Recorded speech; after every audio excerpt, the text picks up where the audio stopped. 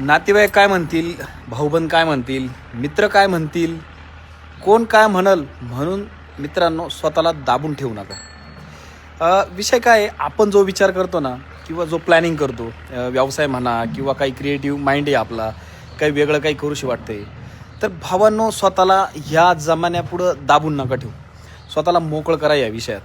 आता माझा अनुभव सांगतो की मला आपल्या दूध व्यवसायात यायचं होतं ना, तर माझे पाहुणे रावळे, माझे मित्र, माझे भाऊबंद हे सगळे म्हणायचे की दूध व्यवसाय करू नको बाबा, सोपं नाही.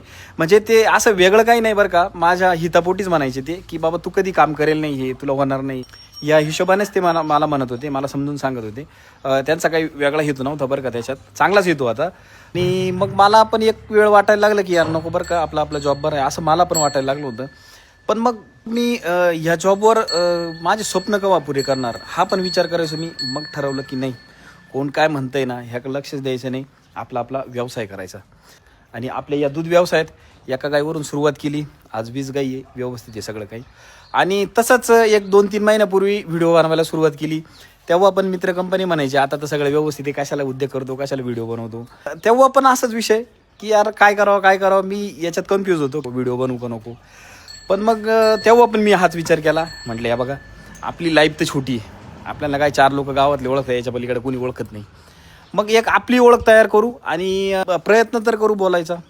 ठीक आहे, आवडलं नाही आवडलं ते तर मग आपला तर प्रयत्न करू. मग मी सुरुवात केली व्हिडिओ बनवायला. मग मला लोकांचे प्रॉब्लेम कळायला लागले थोडे स्टार्टअपवाल्यांचे.